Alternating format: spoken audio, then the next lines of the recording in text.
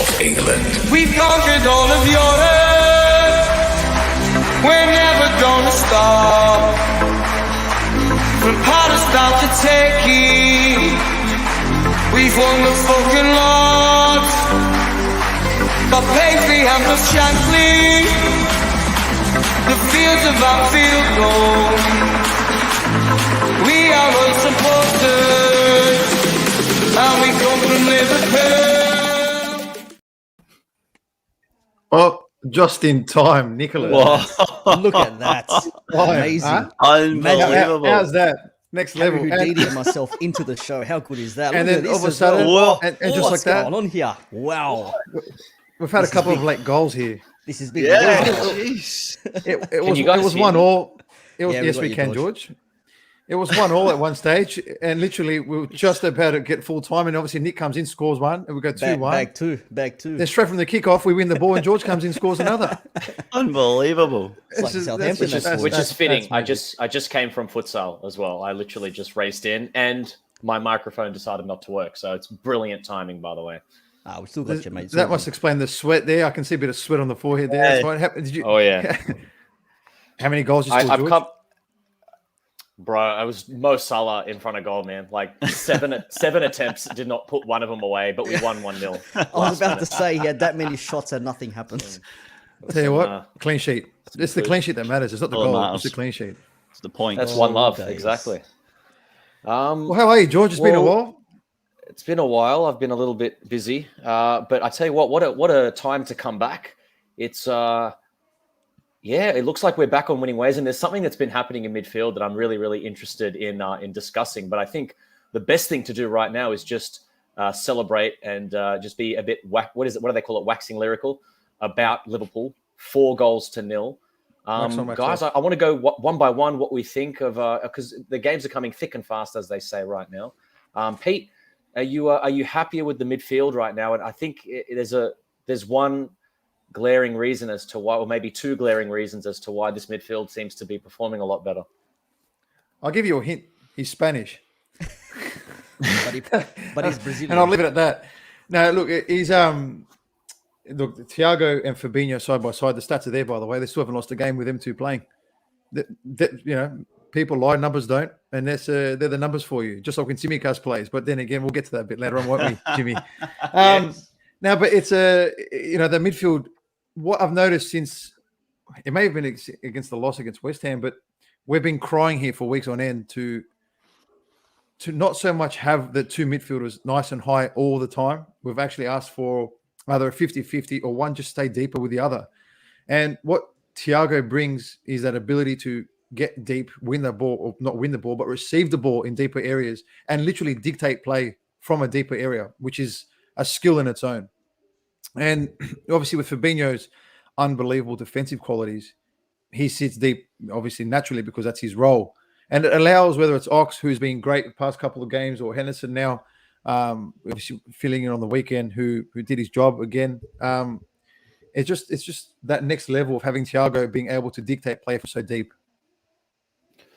Yeah, I want to try. I don't know. Like I feel like it's this concept I had in my head of, especially in a game where it's 4-0. I like this idea of taking the game in quarters. We scored nice and early, Jimmy, and it couldn't have started better for us because, it looks like Diogo Jota is just doing the thing that he does well. A lot of people kind of lament the lack of, shine and gloss to his game. But I mean, as he shows when he's sitting there with his celebration. I love that new celebration, by the way. Just like the same way that he's an absolute genius with the PS5 controller, he seems to be a genius in front of goal for us as well. Yeah, he really does. And you sort of look back at the last 3 or 4 years, and we've been immensely spoiled with the front three that we've had with Salah, Firmino, and Mane. And we've always been sort of yearning for that next one to come in to complement, to support when things don't quite go the right way, or we get an injury, whatever it might be. And Jota's been absolutely perfect at that.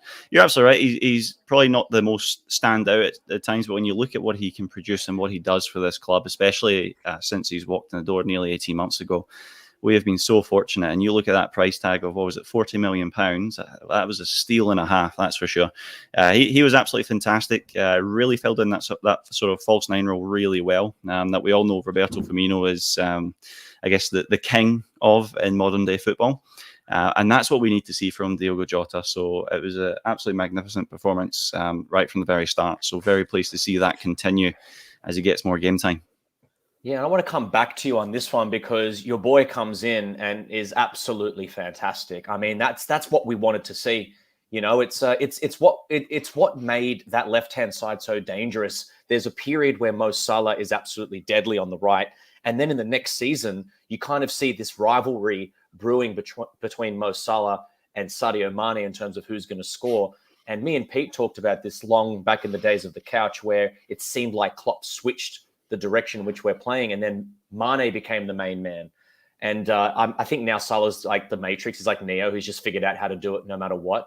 But the thing that made the left-hand side so incredible, Jimmy, was the fact that it was Robbo and Mane working together. And that was just like, you know, when you do like, what do they call it, rondos, where you're just trying to keep possession, 2 versus 3. They absolutely tore those 3 to shreds. And Robbo, just that's what I've been saying. I mean, if he's got Paddock, he had absolute space in front of him. And I don't think there's any left back better than him when there's space to run into. Yeah, completely agree. And what's made Robbo really stand out in this game is the fact that he's had competition with Tsimikas. It's as simple as that. We've been so fortunate to have Andy Robertson at the top of his game for so long now since he joined Liverpool, and he got that first opportunity, that we need someone to come in to challenge him, to make sure that he stays on top of his game. And we've seen some fantastic performances from the Greek Scouser, and now that Andy Robertson's coming back into the side again from injury or from getting rest, whatever you want to look at it as, we're now starting to see him really reach those peaks again that we absolutely loved. It was only in the first 1 or 2 minutes when we also got that goal, and Andy Robertson's absolutely bombing it. He's making the curved runs around the back of 3 defenders to take that ball to get the ball received from Mane. And that's the stuff that people just cannot defend against. And that's where we have to make sure that we're being dangerous. And obviously walking away with a 4-0 win, absolutely perfect. Well, we get into the second quarter, but in that first quarter there, Nick, were there any things that kind of, I want to keep this all positive, but I want to try and go through the game, like event by event. It seemed like Southampton still had those chances, and, Alisson had to kind of get us out of trouble. We score in the second minute and the 32nd minute. Liverpool looked great going forward. I don't know if it's wishful thinking or rose-tinted sunglasses here to say, oh, maybe we force them into chances where Alisson is at his best. I don't know. Maybe that's just being a little bit too, what do you call it? A bit too favourable to Liverpool.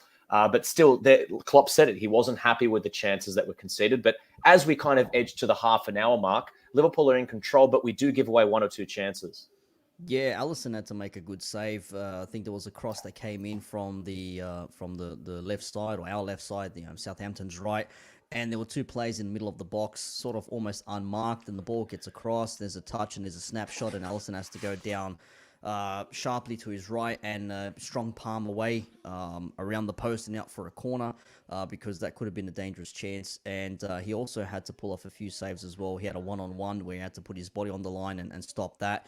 And that was from I think it was from the Trent poor throw. Now that I'm conflicted on that because I don't know if it was a poor throw or if Konate didn't anticipate the throw, because he sort of didn't run to the ball, sort of waited for it. So I don't know exactly what happened there, but there was a chance that was fashioned off there, and there were 2 good opportunities for them in that first half that they arguably probably should have scored. And we know with us, sometimes we can have all the possession in the world. The opposition gets 1 chance and it's a goal. In this instance, luckily enough, there was none of that. We were clinical. We knew what the gameplay was. We knew what we needed to do. Jota was scoring his goals and as you said, playing his FIFA. And Mane was trying his bits. Salah was trying to do everything he could to get himself up there as well. But all in all, that first half was pretty decent. Apart from those couple of Southampton chances, that they were getting torn to shreds. Intricate passing, 1, 2, 3s.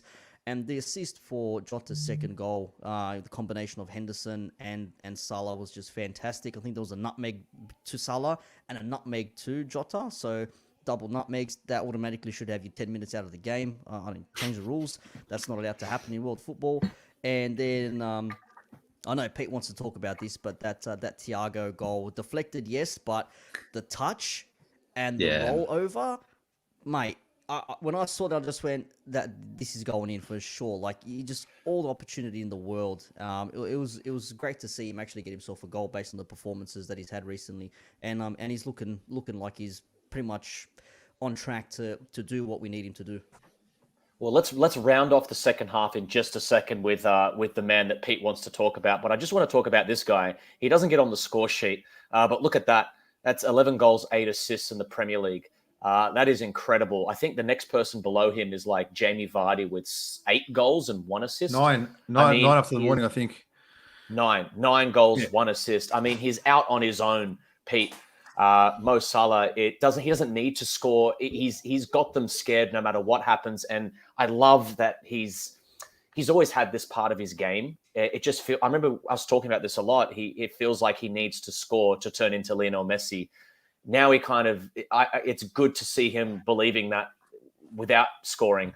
You know, we do still see him when he hasn't scored a goal, he goes walkabout and tries to score on his own. But this one, it's just an instance of if he goes walkabout and then, you know, throws them the bit of the dummy in the sense that I'm not going to go myself. He attracted about 3 players to him, and Jota's on his own in the middle. And that's 2-love to Liverpool. Jota on a hat trick. We know he doesn't get it, but that's 2-0. So how rare is it that we win 4-0 and neither him or Mane scores, by the way? Like, like you think, so a mate of mine the next day was like, oh, yeah, so how many did Salah score? And I said, believe it or not, none. And it goes to show that the rest was, it goes to show it was one of them games that everybody, I was actually buzzing for Van Dijk to get his goal because obviously it's his first goal since he come, and it was a nice sort of volley. But going back to Salah, he attracts so much attention now because obviously the form that he's in, and as you can read there, he's dominating all the stats everywhere. He's even leading the league in assists. Look, what the fuck? Like, so he attracts so much attention that it does allow the others to get their goals and do as we did, look so dangerous as we did going forward, because Salah now needs 2 minute players at the minimum doubling up on him. So if players want to leave it at 2, no problem. You know, we have the likes of Mane who can dunk on you, so to speak, and we can have Jota and all that kind of stuff. And the others kind of have that freedom. Like Ox actually looked quite free in that time that he was playing because there were so many players attracted to Salah. So Ox had that freedom to try and get forward and be creative. So what else can we say about Salah? Honest to God, he's like, when it comes to defenders, like what they say, flies on shit. They just all surround him. So it's an Australian saying for those UK folk. But yeah.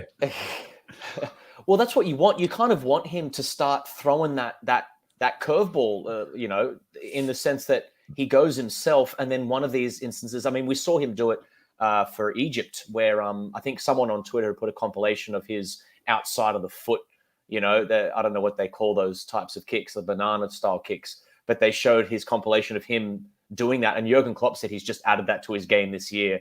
It's funny that Klopp doesn't remember him doing it in the seasons before, but now he's obviously getting a lot more attention for it. But I mean, for Egypt, he's done the same thing where he gets about 3 or 4 players surrounding him. And then it's just, you know, everyone's expecting him to go himself. If he can just find that great balance between the two, I mean, he'll be unstoppable. I mean, already 11 goals, 8 assists shows that he's doing it right. But I do want to go on to the half rounds out, Pete, with your guy, Thiago. And this is something that I always thought that Thiago could bring to Liverpool, which is just because we see the shimmy. Now, in the first half, Pete, it doesn't work outside of our box. He does the shimmy. And it just, I don't know what happened, because it should work. You know what it feels like? It feels like when you play football against like an idiot, and you do the mad trick, and they're so bad that they don't fall for it. Like a better footballer would have fallen for the trick, but he kind of does it and it doesn't work. But that drop of the shoulder, you know, he's not the quickest player over 40, 50 yards or whatever it is. But that first couple of yards, it's his brain that is quicker than everyone else's. And that's kind of what we see with his goal. I mean, it is a deflection, but you know, Pete, your guy's back in midfield, and you know, he's doing his thing. He's unlocking defenses. There's actually a pass that he plays through for Mane. It's a disallowed goal, right? So look, pulling threads, scoring goals. I think this looks like it can continue. Well, Nick and I might match debate together over this because this is what we've been asking for. Like we might do a side by side skiing kind of match debate kind of thing as we are side by side at the moment.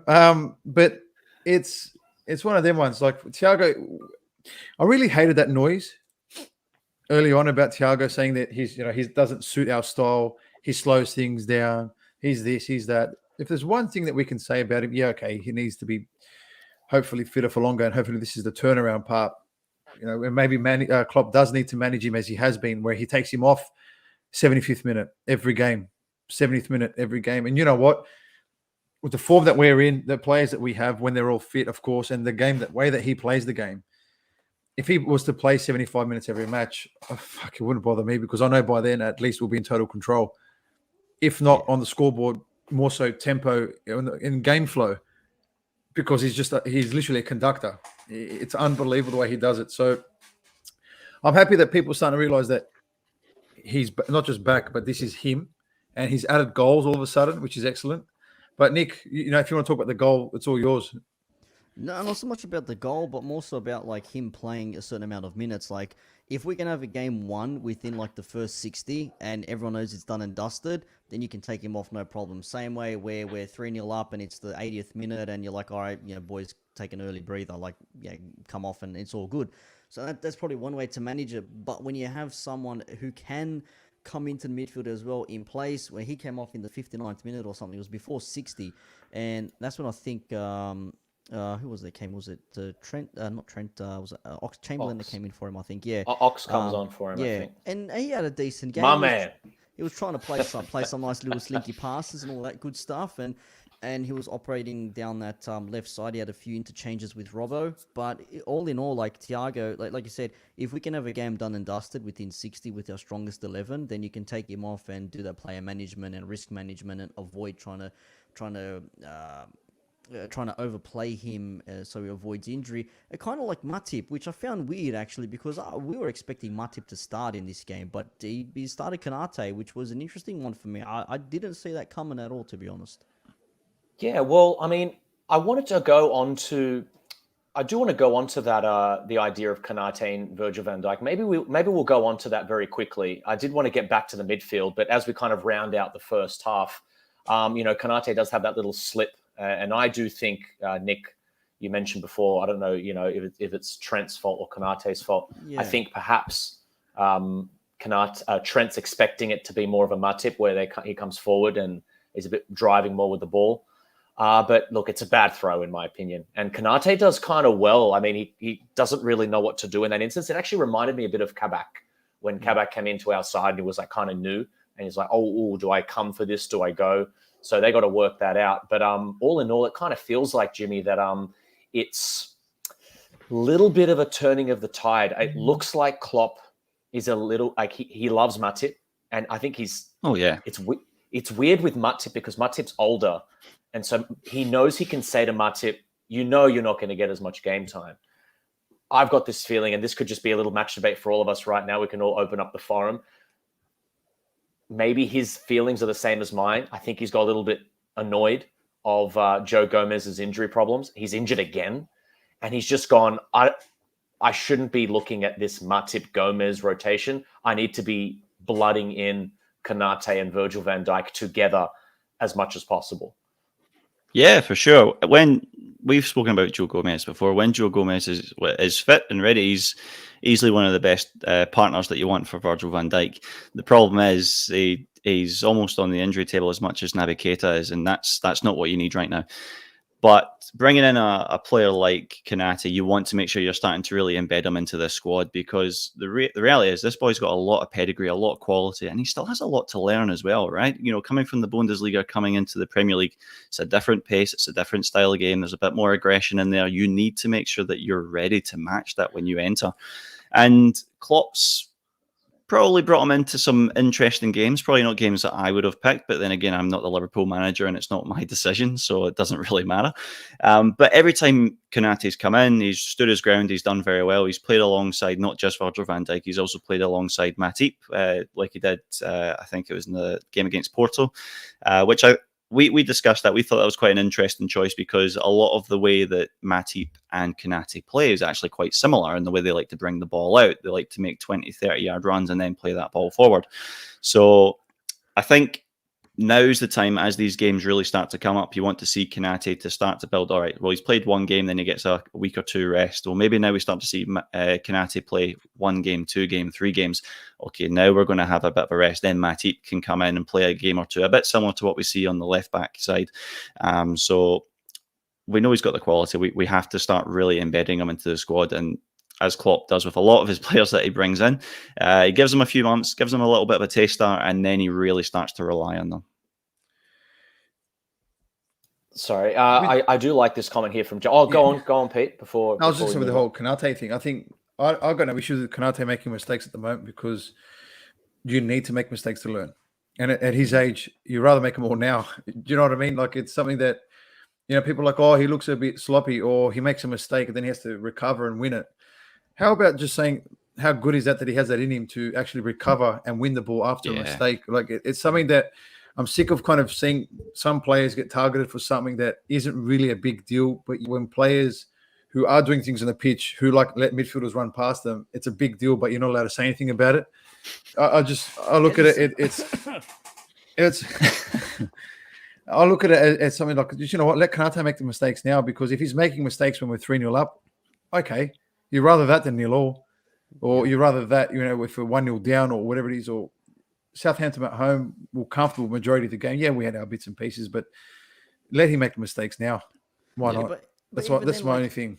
If he does make a mistake, it's fine because he's got leadership next to him and behind him as well with Van Dijk and with Alisson. And when he made the challenge to put, I forget who was on goal when Alisson had to save. It was Armstrong, yeah, for a corner. Alisson said something to him again. I think he gave him a tap on the head, like it's all right, like you've done well, like don't worry about it, let it go and continue on again. Because, like I said, he's young. He has to learn how to play. The only way you're going to learn how to play is to actually play the games. And if Klopp is saying, look, I've got confidence in you, it's Southampton, could be a bit of a bogey, but look at who's beside you, look at who's in front of you. You'll be fine, man. Just do what you got to do. Do the basic stuff. Virgil's next to you. You've got Trent on the other side. You've got Robertson on the far left. You've got Alisson behind you. And in front, you've got a midfield dynamo of Fabinho, Thiago, and Henderson. As much crap we want to give Henderson half the time, still, like, the guy's got experience. He's got much more experience than Konate has. So what are you talking about? Well, you heard me, mate. You heard me. You speak the English. But by the way, Jason's made some good comments here, because I agree that that's a top comment, and the previous one is actually pretty good too. Yeah, we'll get on to the previous one in a sec. But I was going to say this exact same thing, by the way. He's 22. This is a huge, like a succession plan on steroids, because this guy's come in at 22 years old. I mean, and remember, everybody was like, going, we should have Kabak, and should we have kept him? And he was like 21 or something like that. This guy's only a year older than him, and in twice the size. Terms, twice the size. He's an absolute baby. Absolute unit. Things, it's one of those things we're just going to have to look. Matip, we know, is not going to be at the club for much longer. He'll be maybe another year or two. He's 32, 33. He might stay on like the legend, the main man. The man we wish we had last season, Ragnar Klavan. We wish he was back again. Could be one of those. But in saying that, all the same, still, it is one of those things where you have to say, look, he's 22 years old. He's been brought here for a long-term plan. He's playing against one of the best defenders, if not best defenders in the world, with Van Dijk. He's got quality in front of him. He's got quality behind him. Let him do what he needs to do. Like Pete said, let him make mistakes, because you only learn if you're not making mistakes, you're not learning. Isn't what they say? Oh, absolutely. And there was a really good comment from one of the commentators. I'm going to remember it. I'm going to let someone else speak as I go on to this idea here, because we did have a great comment here from Jason here saying that Thiago is perfect for our midfield. I know that's the comment that Pete was talking about. As we move on to it's 3-0 at halftime. Obviously, Thiago is the player that scores the third goal. I want to talk about this. What's changed with this midfield performance? I mean, look, everyone's been clamoring for the perfect midfield, which seems to be Fabinho, Thiago, and Henderson. Obviously, Henderson is Nick's. I'll go to Nick on this one, but no, I'm pointing up to Pete. Oh, you're pointing up to Pete. Oh, you are too. Well, in terms of one thing that people don't, take for granted with Henderson is the ability to translate instructions from the manager. I think Milner does this really well also. I mean, it's expected, and it's kind of like stereotypical to say, like the rough, not as technically brilliant English midfielders, older heads, are the ones that are like the leaders on the field. But there is a skill in that, telling someone where to be. So Henderson's on the right-hand side, Thiago on the left, able to cut in on his right foot, and just that sharp ability to pass the ball, Pete. We talk about it. He does very little backlift. It's just that little, and he does a little skip. When he kind of like, when he passes it, he kind of jumps a little bit. It's the pass he plays to Trent, and he just curves it out. And then we've got Fabinho holding the center. So look, it could be as simple as personnel, but Get the fan out, I mate. want to get it from you as well. Something else has changed in that midfield, because Oxlade-Chamberlain was an absolute monster midweek, obviously during the Champions League. He's been a monster in the last couple of games. And when he came on in place of Thiago, he was also good on the left-hand side. Remember, against Porto, it's him who makes that, and it's what you've been talking about, Pete, the midfielder who's able to come back and help out defense and blur those lines between midfield and defense. Oxlade-Chamberlain's been very mobile in that sense. So having said all of that, we've got our midfield three, Hendo, Thiago, and Fabinho. What's changed here in our midfield, given that it was Southampton and they suck? I was going to say, look, it's hard to. We finally saw that midfield. We've been dying to see this midfield, and given the fact that we have to beat who's in front of us, regardless of who it is, whether it's Southampton, whether it's Arsenal, whether it's Bayern Munich, we still have to beat who's in front of us, and we did that quite comfortably over the weekend. And obviously, our midfield had a huge part to play, but not to be. I'm not trying to be negative or start, whatever, but they still created chances, predominantly down the guts, kind of thing, and a lot of the stuff had started through that area. So. But what's changed a lot for me, like I said, I tried to mention it earlier, is the fact that I feel like he's not just sitting with Fabinho on his own anymore. I feel like he's finally realized that teams have seen that this is a weakness for ours. It's our Achilles heel, and it has been for this season. If you go back to revisit the matches that we spoke about in previous shows that kind of hopefully don't come back to haunt us. But you've noticed now, so for example, you said Ox came on and in 30 minutes and was electric. Correct. But what happened was he became the more advanced midfielder of the two. And obviously Henderson kind of slid back in a little bit as the 50-50 midfielder. So if that's the new thing, then that's unbelievable, because that's the difference. And that's what creates the balance. When we have to go forward, we have a midfielder that can get forward. When it's time to defend, go on then. You got to do your duty, because average teams like Brighton and Brentford, and they can't be overloading us in midfield and hurting us. We just can't let that happen if we want to win the league, that is, of course. And obviously that's what we need. So clearly the coaching staff has seen this as an issue. I mean, if they only watched our shows a bit earlier, we wouldn't have dropped points against Brighton and stuff like that, but that's how it works, isn't it? Yeah. But no, it's finally, it's good to see it, because since the West Ham setback, it's been nothing but total control from midfield. And that Arsenal match, for me, is still the best we've seen our midfield play in a long time. And it is Chamberlain, actually. I forget about that. It's Chamberlain that starts that match ahead of Henderson as well. Correct. On the right-hand side. And we've talked about that because Chamberlain's naturally actually a right midfielder. When he played at Arsenal, he's playing. That's why Wenger was obsessed with him playing right back. And then Klopp's told him, you're playing my midfield. So he does have that instinct to go around, if called upon.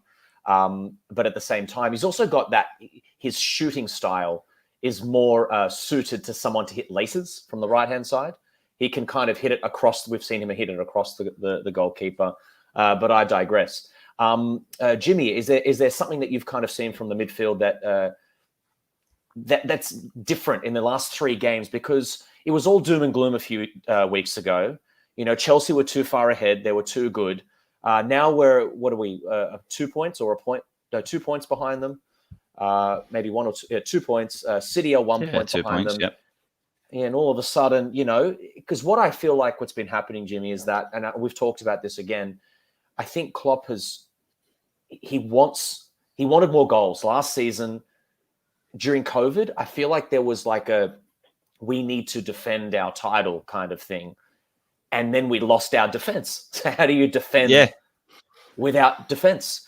And he's just sitting there going, if I just known we'd have those injuries, I reckon he would have set up the way we set up now. Now he's gone the opposite direction and he's gone, I want to set up with midfielders bombing, and now all his midfielders are gone. So it's this kind of balance he's tweaking, and he seems to have found a little bit of a balance here just at the right time. Games coming thick and fast, Chelsea dropping points, City, the lowest scorers of the top four, if I'm not mistaken. I think they've only scored 18 goals. What's very clear about this Liverpool midfield is it's designed to help score goals. And we're seeing over the weeks that they're learning how to do that while still covering at the back. And what was it? 3 consecutive? How many 4-0s has it been now? Is that 3 on the trot? I don't know how many goals we've scored in the last 3 games, but we're finding that balance. And if we do find that, we're going to be dangerous. 4-0 Southampton, 4-0 Arsenal, 2-0 Porto, and before that we had another. We lost to West Ham. The West Ham. Lost to West Ham, but it was 5 before that against United. Yeah, before that United, Yeah. and then before that 2-2 Brighton. 4 or 5. Yeah, that too. But like, we're scoring goals at home. It's not a bad thing. But just on the Chelsea thing, they've got 31-4, 5 against. City have got 27-4, 7 against. We've got 39-4, 11 against. So we are scoring the most goals, but again, we're conceding goals as well. We've But conceded the most. you can probably argue that having a bit of a topsy-turvy midfield could be it, because when Fabinho's back and he's the anchor, that lets Henderson do what he needs to do on the right side with Trent, and that lets Thiago do what he needs to do moving forward. He can drop back again. So, like I was saying, like a few weeks ago, our midfield was just rushing forward every chance they got, and it was leaving nothing behind. Whereas now we can see Fabinho's like, this is my limit. I do not cross this point here. This is where I stay. And you can see how effective he is. He's breaking up play. Those daddy long leg spiders are nicking balls off players' feet and all sorts of things like that. And yeah, he'll give the odd foul away and all that stuff, but it's part of being in the midfield. Yeah. But having him there doing what he does is very important for us, because without him there, we know how exposed we can be, because we saw it last season when he was playing defense and we had no one in the defensive mid to really cover for him. Yeah, I was going to add into that. Sorry for disappearing for a second before. What's really changed in the last few games for us is really tightening up in that midfield and that sort of defensive midfield positioning, because what we had seen at the start of the season was going forward, and the stats were all out there. Liverpool have scored at least 3 goals in 7, 8, 9, 10 games, whatever it is, in a row, and that obviously is fantastic. That's a great stat to see.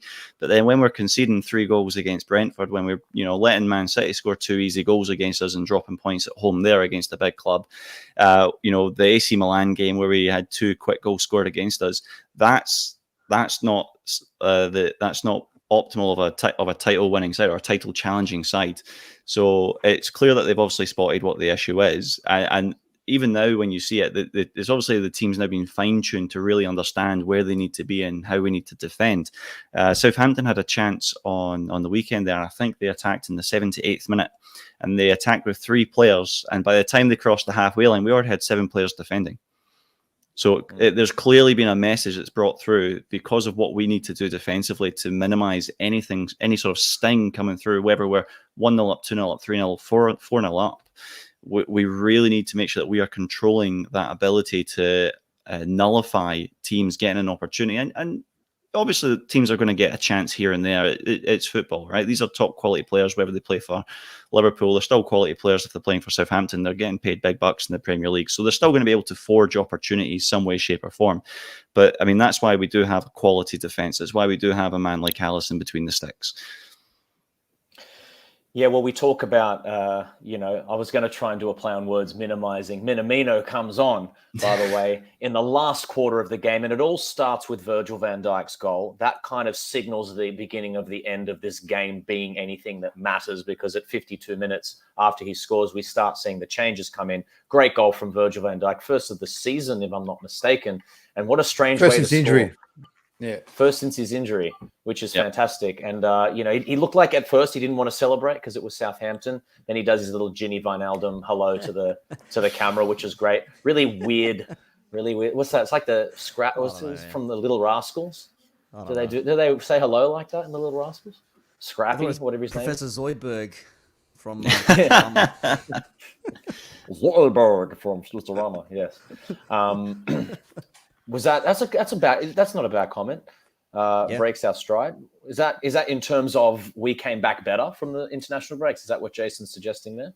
Well, we don't have I one. know, till but Jason's been February, unreal March. for us so far. Yeah, Chad Byrne. He's been unreal. Yeah. Another late sub. Awesome. By the way, Jason's been man of the match at the moment, just quietly. No to the match. Yeah. He's man of the match. Rizla. Yeah, this is. I mean, it's again talking about that. Our defense. I think that's basically what we've been trying to learn, and Klopp's been talking about that. The idea of the line. We've talked about that as well, Pete, where the line is very high, but then if you have the line a little bit lower because they're afraid of getting exposed, the midfield's not close enough, so the line's too far back, then your midfield needs to come back and compress. You can never have space in between because then you get the shots from outside the box. But going back, Virgil van Dijk scores, and then we get Oxlade-Chamberlain comes on. We get James Milner comes on, does pretty well. And then we see out the rest of the game, 81st minute, Minamino comes on. The reason I want to bring that up is because obviously we've got the AFCON coming up. I want to talk about momentum as we near the end of this, the discussion about Southampton and moving on to what's going to come in the future. The games, again, coming thick and fast. It's the standard comment. I'll go back to you, Jimmy, on that. Minamino looked good, and I think Pete's probably going to butt in here because he loves Taki. But there were just instances there where he's coming back and defending, because I think you mentioned there that we had 7 players behind the ball whenever there was a break. I mean, if you see Minamino back there, you've got one person not only leading the charge up the front, but you also got someone leading the charge going backwards. Minamino is known for that kind of work rate, and that bodes well considering we need options up front, right? 100%, and he's been doing that in his last few games as well. Obviously, he's had quite a fair bit of opportunity. Came on against Arsenal, scored a goal, played against Porto, and I feel his performance went a little bit under the radar with a few fans because he was obviously having to take on a lot of responsibility with playing in that role again. But I thought he'd done a fantastic job, and again, he's not just contributing going forward and showcasing his ability in front of goal, but he also has a lot to offer for this team in terms of what we need from players defensively. We know what Bobby Firmino does. We've seen Bobby Firmino being the last line of defence many a time, and then also spearheading attacks when we break from corners. And that's what we need from players like Minamino. That's what we need them to be able to do and actually start to show us that they can do that on a consistent basis. So to be able to see him come into the game and still have an impact or still be able to contribute in a way that fits that Liverpool Klopp model is a real positive sign, because myself, Pete and Nick have discussed this quite a lot over the last couple of weeks about Minamino. Is we really are needing to start seeing more of him in the side, and he needs to be playing alongside these quality players, not just in terms of a front three, but in terms of that midfield, in terms of that defence and the wing backs as well, because then they're going to start to understand him as a player better, because what you see in training is obviously one thing, but what you get in 90 minutes in front of 50, 60,000 people is another thing, and can be sometimes absolutely magical. So you need that time, you need that opportunity to do it, and it's so great to see him get more and more consistent weekly game time, rather than here's 5 minutes against some second division side, all right, back in the cupboard for 3 months, we'll see you in the new year kind of thing. I want to I answer like this Riz here, question by the here. way. Yeah. I was going to say, go I'd love for to that. answer this.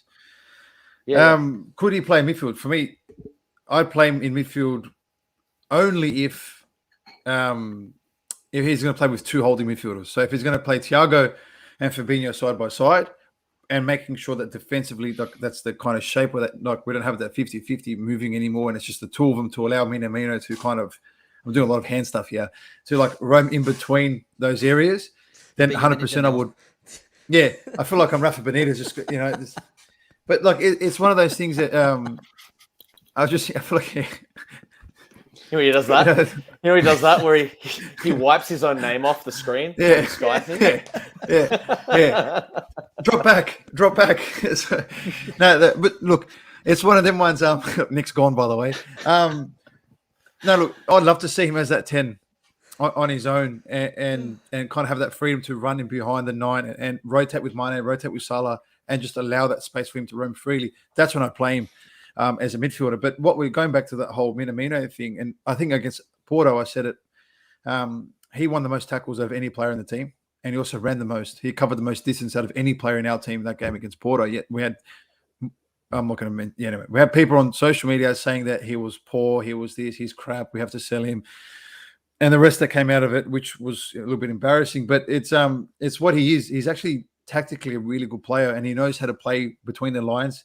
He's got a great first touch. He's quick up here, which is number one in when you're playing in the front third, because you have to think quick, especially the way we are.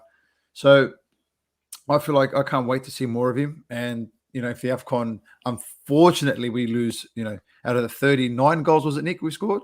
Yeah. Or was it 39, 36? Yep.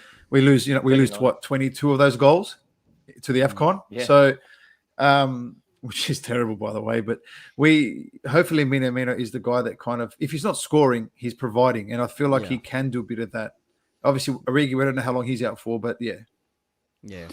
Just sort of going on there, what you're saying about Minamino playing in that 10 role, just thinking back to the last few games with Mo Salah, obviously, and then we've mentioned it before already on the show, but Mo Salah, when he gets into those wide pockets, he's obviously attracting 2 or 3 players. And there was in fact, I think it was Diogo Jota's second goal, where he also got the 3 defenders charging him down, which left Henderson in the space for the perfect 1-2 to then play it back to Salah to play the ball across. If you have a player like Minamino, who's then given those 10 yards worth of space a couple of times a game, then I think that's where he could be really, really detrimental to the opposition. I would love to be able to see him playing in that sort of sit back role. Bobby Firmino's playing that false 9. You've also got Sadio Mane. I know also got the AFCON coming up, but if we were having an opportunity to give him a run out like that, I think that would just be absolutely phenomenal to watch. Yeah, and there's the thing that we're seeing from Taki, by the way, is just being in the right place at the right time. Yeah. This is something that I said about thinking forward to the idea of possibly Jude Bellingham or these midfielders that can come in. It's just, if you can have that instinct but also be playing in midfield with Taki, if he is playing in midfield, you'll see him kind of like Tim Cahill was. They used to play him. I mean, he ended up becoming a second striker, but when he played in midfield or the most advanced of a midfield 3 or a midfield 4 or whatever it was, you would just see him lurking in those areas. So I think no matter where Taki plays, like you said there, Jimmy, he's just going to be lurking in those areas. He did score a goal in this game, and I think he does, doesn't he? It's disallowed, is it not? Does he not score a disallowed the volley. in this game? Yeah, he was offside. Yeah. He was offside. Obviously comes on, scores with his first touch. Was it against Arsenal? He got the fourth one. Yeah. So if he's in midfield, I feel like he's gonna make those runs as well. So perhaps we could start moving those goals from the forward line into midfield. But I mean, time will tell. Takumi will come good when AFCON starts. I feel like it's really good, and this is kind of leading into the next thing that I want to talk about here. This idea of momentum at the right time, because it feels like Klopp hasn't burnt out Minamino at the beginning of the season. He's kind of giving him 1 out of 10, then 3 out of 10 in terms of readiness. And then he kind of takes the baton, like in the relay, gently, as opposed to getting chucked at his head. But this is kind of, best to get Minamino behind centre forward cam. Yeah, if we play the 4-2-3-1, that's what we've been talking about. That's probably where he'd be best. Also, when we've seen him play in that front 3, we see him drifting out, whether it's, behind the striker or off to the left. Really nice attacking midfielder. But what I'm talking about now is I'm just going to go through some of these fixtures because I've got them in Australian time for all. This is the Red Sea down under after all. Is this right? If we got Liverpool versus Everton, I mean, for us it's Thursday morning. That is Wednesday night. Yeah, that's crazy. AM. Yeah. I think So there's a that reaction is show perfect. definitely needed for that one, by the way. Thursday night. Oh Thursday night right yeah. away. Yep. Absolutely. 100%. Well, Done. but then we've got Wolverhampton on Sunday. We've got AC Milan, dead rubber. We'll be playing our strongest 11 in that game, obviously. And then we've got a little bit of a break, kind of, not really, because we play Steven Gerrard's Aston Villa. It's Peter Now- Kofinas' Aston Villa. Yeah, Peter Kofinas FC. And then we've got Well, we did well on the Newcastle. weekend, didn't we? All right, calm down. Yeah. Mate. Pipe down, mate. Won a Champions League, all of a sudden you think you're hot shit. What I'm getting at here is that what we want momentum at the right time. Yeah. Again, a few weeks ago, doom and gloom. Is this, Pete, is this what you wanted to see after we did have those bad results before? Putting away the rest, as we say. But the thing is, also keep this in mind: Southampton, for whatever reason, I don't know why they like to play football, but they like to play football. That is not how you play against Liverpool. So it's not the biggest, like test to us. I'm not sure which of these games you think will be the biggest test. I mean, we've got Rafa with Everton. That was a game that we lost last season. We can gain point. Not lost. We may as well have lost it. We lost half our team and drew the game to a disallowed goal. But it is Rafa. So we've got kind of Rafa coming up, Gerrard coming up. It would be a good test coming up for Liverpool to see if this midfield really has changed, Pete. Yeah, I'm just happy that we beat Crystal Palace on the weekend. That was their first loss in 9 games. So Mate.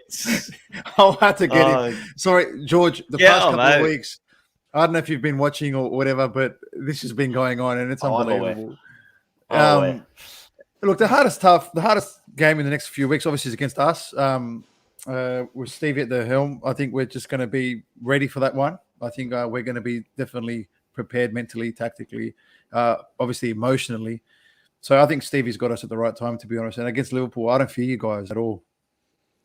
Can we kick him off now? Please? Jesus, mate, come on. Legit sounds like guy's wearing a liver bird on his shirt and he's calling it Aston No, I'm Villa. not. Please, man.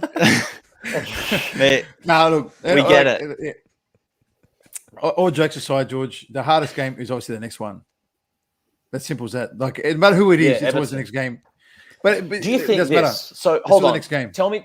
Well, if we're going on to Everton now, do you start that same midfield? I mean, Thiago comes off, so Thiago starts. Fabinho has now played. Does Fabinho play against Porto? Yep. Yes. Yeah. He does. Yep. So we've got to be careful about his legs. Henderson, I'm not sure if he doesn't come off against. He does. He comes off for Milner. So what are you expecting to see against? What are all you guys expecting to see? Because this is the midfield. It's all about this midfield, isn't it? I'll start us off. I think we're going to see the exact same starting 11 against Everton, and that's exactly what I would do, to be honest. And then the next game, I would swap them around a little bit in terms of whether it's Matip coming for Kanate, Tsimikas for Robbo, whether it's Ox getting back in midfield to reward his recent form. Whatever it is, I truly think that starting 11 should not change. I think that's arguably our strongest starting 11. Unless you throw a Firmino in there or whatever it is, but I think that starting 11 for me is just, it's just juicy. It's lovely. I think that's the one that we should be playing against Everton, especially because you want to talk about Rafa. We know Rafa, organised, structured, disciplined, trying to pick off moments. And sorry. They've lost 4 out of their 5 games. It doesn't matter. It's against Liverpool. It's one of them ones. I know, but I need to say form goes out the window. But realistically, I know it is a shit thing to say, but I was actually expecting more from Rafa, to be honest, with this Everton team. But he does have some injuries out for this game. But still, losing 4 out of your last 5, only drawing with Tottenham. I don't know, man. It's weird. We know what Rafa's like, man. He wants to do the tactics and be compact and all the fancy words, and quality and all that sort of stuff. But I mean, realistically, we got to be beating this team, surely. I bet he gets sacked if they lose, though. You reckon? Yeah, it's a 5. There'll be another manager on the chopping Another one block down. after a Liverpool result, man. Far out. By the way, I just want to address very quickly. I just want to address this comment. I'm going to go back to you, Nick. Steven Gerrard's hair has not changed. Nah. A hair, a fiber since he was 20. Risk. Fucking hell. You're never going to see his hair. It is the healthiest head of hair I've ever seen, and it's the same color, the same shape. Nothing has changed about it. It's unbelievable. So next time, I think your comment's funny, but it reminds me of how perfect Steven Gerrard's hair is. It's crazy. Yeah, cool. I feel like we should do a whole hour on how perfect his hair is. It's fucking perfect. So, Stephen, your hair, what's the secret? Anything magical? Yeah, of course. Whatever he says, you do it in the accent.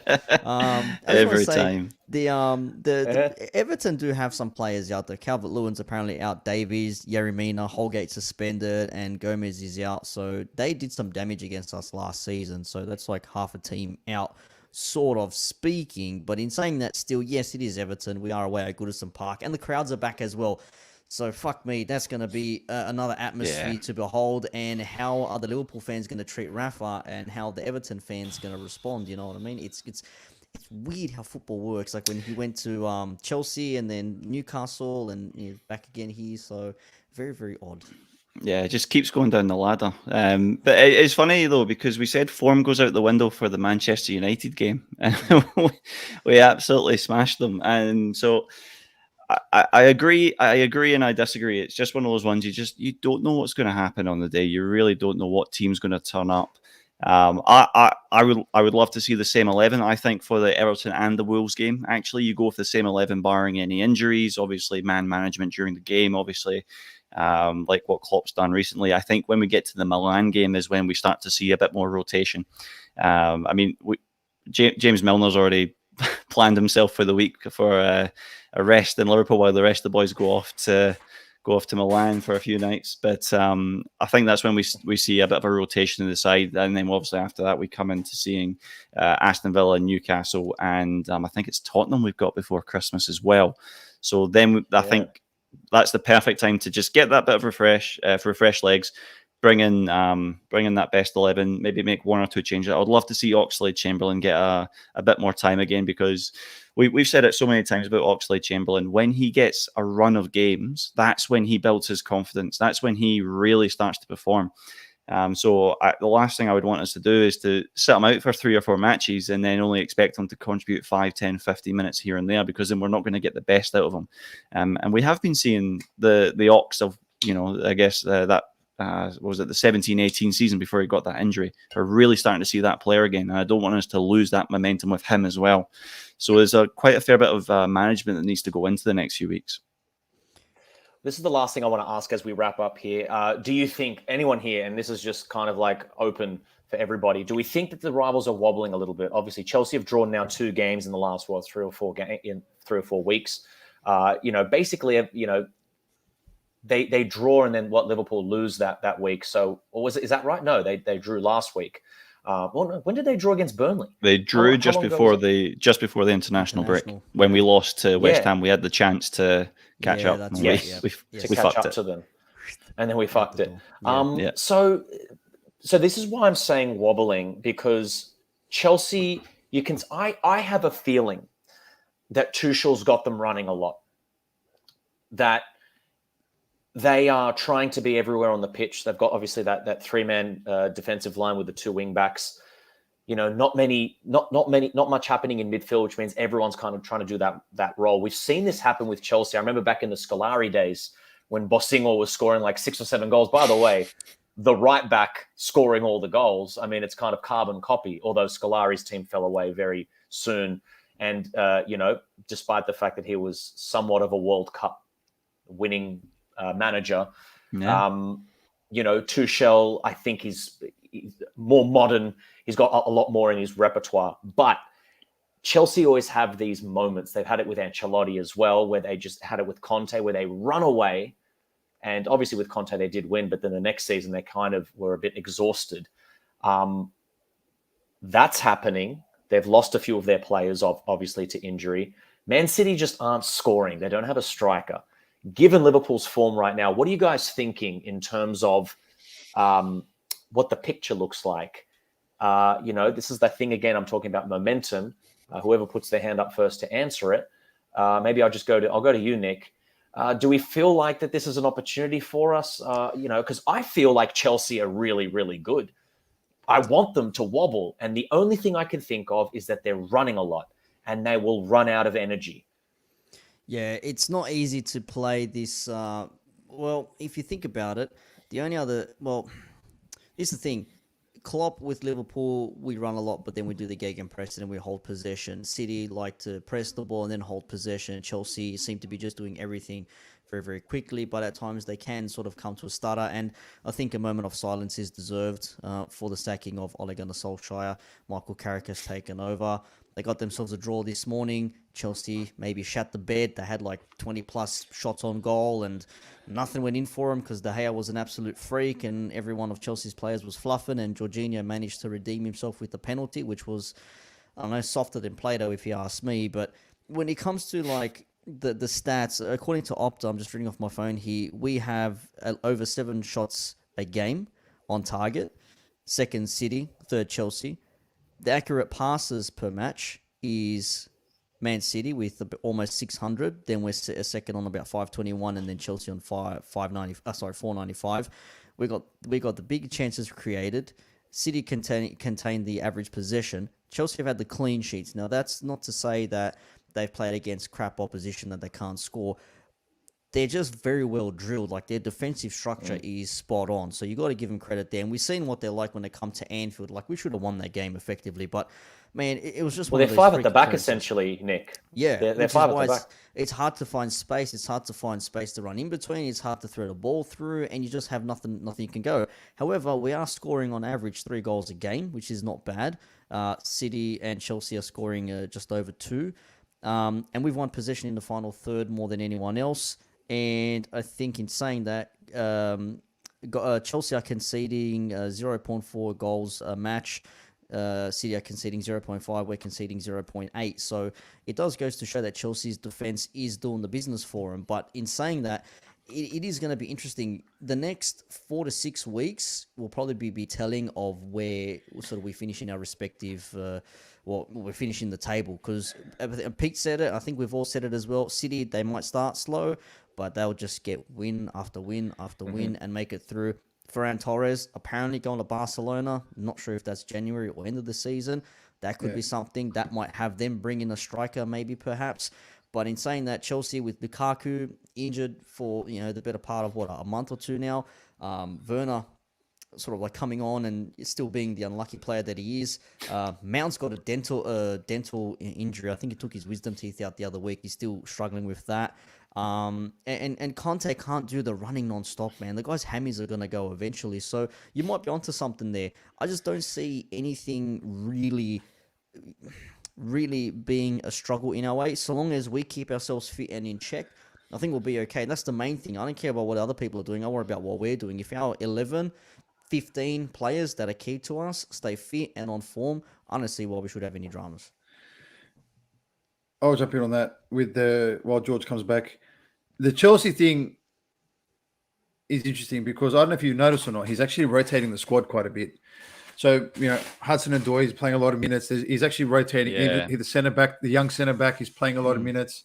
He's Chilwell before the injury was playing a lot of minutes. So what Tuchel is doing is actually trying to prevent these things from happening. So that's why he's rotating the squad a lot, and they're still winning their games. They're still not conceding, and Lukaku still needs to come back. So I think we shouldn't be writing off Chelsea too quickly. I think they're in it for the long run. I also think Manchester City. Do we even need to bring that up about Manchester City? So Manchester City will be there at the end. I think the way the table looks right now, not in terms of who's first, second, and third, but I think that the way the table looks now is exactly how it's going to be the whole entire season. And I think what's going to happen is that come, let's say 8 games to go, I think there's still going to be 2 or 3 wins in it that can change the whole thing. Yeah. I honest to God can't put my finger on the pulse as to what's going to happen. I just think that these 3 teams are the best 3 teams in the world right now. I think that above all that, we're unpredictable. You want to talk about Chelsea, City, we're the unpredictable team because we don't drop points. When do we give up 2-goal leads, especially to someone like Brighton? So we're the unpredictable team out of that top 3 race. And I also think that it's going to remain that top 3 race all season long. And like I said, with 8 games to go, I still think there'll be 2 or 3 wins in it as to who can potentially win the league. And to be honest with you, the African Cup of Nations probably will determine our season. Yeah, I agree 100%. And I think what we always have to remember, even though we're already at this point of the season, the reality is it's a marathon. It's not a sprint. And I think you're right. Give it a few months, and those 3 teams will be in a tier of their own.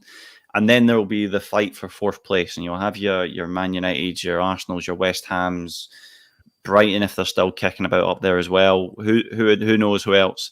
And there'll just be this gap, and it'll just be Aston Villa if Pete's still supporting them by then. But it's just going to be that neck and neck, and I can just see it just moving up. Liverpool are on top, then the next week Man City have pipped it because of whatever reason, and it's just what's going to come down to. So all we can do right now is, and it goes back to what Pete said before, the biggest game is the next game. And we just have to take it one at a time. And who's up next? Right, it's Everton. Right, we beat them. On to the next one. Let's focus on that game. Because if we get too far ahead of ourselves, that's when we start to fall over our own laces. So we need to be mindful of that. Mate, just like Cobra Kai, strike first, Just- strike hard, no mercy. Strike Exactly. first, strike hard. We have to no finish on that, by mercy. the way. We have to That's the finish quote on we're that. finishing on. That's it. And by the way, my internet's probably going to give out again. So I think it's a perfect time to finish. So thanks, guys. This has been the match debate for the Southampton game. Liverpool have won 4-0. We're going to see you hopefully after the Everton game, where a few of you have said that we might win 4-0. That'd be a really great thing. So thanks very much. And we'll catch you next time. See you guys. Bye-bye.